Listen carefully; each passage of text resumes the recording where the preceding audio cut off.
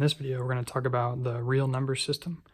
And in the real number system, we have two categories of numbers. We have rational numbers and irrational numbers. And then within the category of rational numbers, we have integers, we have whole numbers, and we have natural numbers. So this chart kind of helps us to put some numbers in here to see where these numbers will fall. And so we're going to come back to that in just a minute. So to define these types of numbers, we're going to start with real numbers. So real numbers are abbreviated with a capital R, and real numbers are all irrational and all rational numbers. So any number that we're going to deal with in 8th grade math is going to be a real number. Okay, next we're going to talk about irrational numbers. Now, irrational numbers, doesn't technically have an abbreviation, so I just gave it the abbreviation capital I, lowercase r. And for an irrational number, the definition says it can't be written as a fraction, which means it's a non-repeating, non-terminating decimal. So remember, repeating means 6.36363636. All right, that would be a repeating decimal. So if it doesn't repeat, there's no pattern, then it is irrational. Also, if it's not terminating means it ends. So like 2.17, all right, that ends. But if it's 2.178532 and there's no pattern and it doesn't terminate, then it is irrational. So you can't write it as a fraction. Okay, so we have rational numbers. Rational numbers are abbreviated with the letter Q, and that stands for quotient. Quotient is like a fraction. Okay, so it can be written as a fraction, a over b, where b does not equal 0. So we can't have 0 as a denominator there. Also, decimals that repeat or terminate are rational numbers because we can write those as a fraction. Okay, integers are abbreviated with the letter Z. It's a German Zahlen, I think, is where the Z comes from. It's a set of whole numbers and their opposites. Okay, so that brings us to our next definition, whole numbers. Whole numbers are the set of numbers that include 0 plus counting numbers. Okay, so now counting numbers is going to bring us to our last definition of natural numbers. So natural numbers are a set of counting numbers. Okay, so natural numbers are numbers that, like if you're going to count something, 1, 2, 3, 4, 5. Okay, if you're going to count 5 people, you're not going to start with -5, -4, -3. I have 0 people, right? That's not how we count. Also, we don't start with 0 when we count, right? If you're counting 5 people, you don't go 0, 1, 2, 3, 4. That's not how we count. Therefore, 0 and negative numbers are not natural numbers.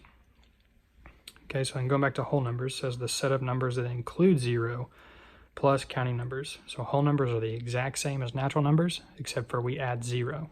That's the only difference. 0 is a whole number. Okay, so then integers are the set of whole numbers and their opposites. So we're adding something here. So every natural number is a whole number. Every whole number is an integer. All right, but then once we get to integers, we add opposites, right? So opposite of 4, -4. Opposite of 5, -5. Okay, those are integers. So integers are, think about a number line, right? No decimals, no fractions, just the whole numbers and their negative counterpart. So from negative infinity all the way through positive infinity are integers. And our rational numbers are numbers that can be written as a fraction. So 3/5, 7/10, those like that. Repeating decimals or terminating decimals. So 4.878787, that repeats, so it's rational. Or a terminating decimal, 0.6, right? So that ends. Okay, we know that's 6/10, so we can write that as a fraction. Okay, so let's go back up to our chart. I'm going to give you some examples here. Okay, so remember, these are all real numbers. Okay, but let's start over here with the irrational numbers. So some examples of irrational numbers. A really good example is pi. All right, so we know pi is, 3.14, and it goes on and on and on and on and on. It never ends, and it never repeats. Okay, so there's no way we could write the number pi as a fraction. Okay, another example, let's say like -12.64039, so on and so forth. No repeating pattern, does not end, it is irrational. And then also like the square root of 28. Okay, so I just chose 28 there because it's not a perfect square. All right, so if you ever take the square root of a non-perfect square, then it's going to be an irrational number. Okay, All right, so let's look at rational numbers. Okay, so once again, natural numbers are whole numbers. Whole numbers are integers. Integers are rational numbers. Okay, but the reason why we use this chart here is because some numbers could be whole, but not natural. For example, 0, right? So I could put 0 there. 0 is a whole number. 0 is not a natural number. Okay. Some numbers are whole numbers. Some numbers are integers, but they're not whole numbers, right? So if I said like -3, -3 is an integer. It is not a whole number. Okay. And then rational numbers, right? Integers are rational. Whole numbers are rational. Natural numbers are rational. Okay. But an example of a rational number would be like 4/9, right? It's a fraction.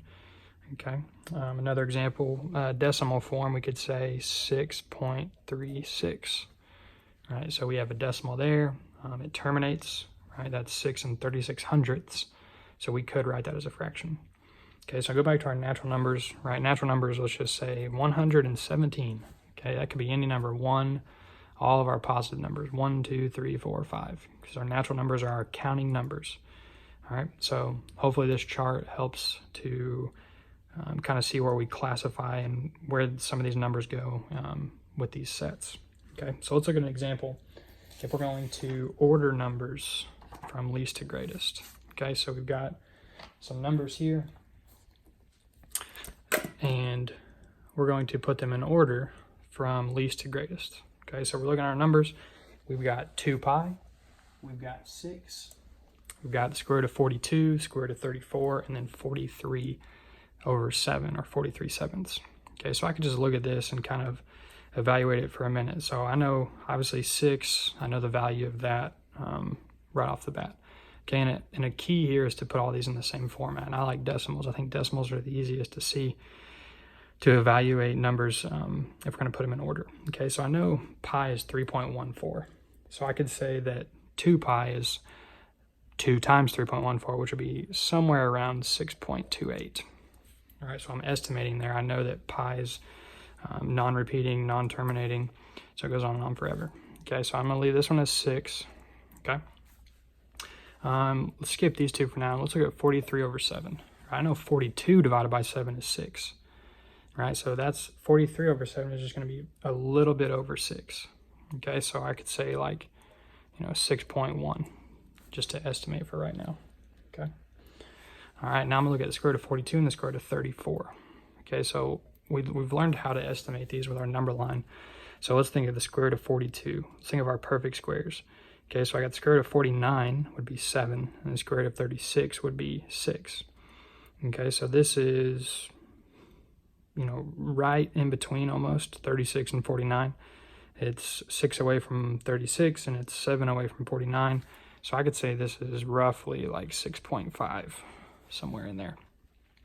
Okay, then the square root of 34, right, I know the square root of 36 is 6, so it has to be less than 6, right? So let's say like 5.8.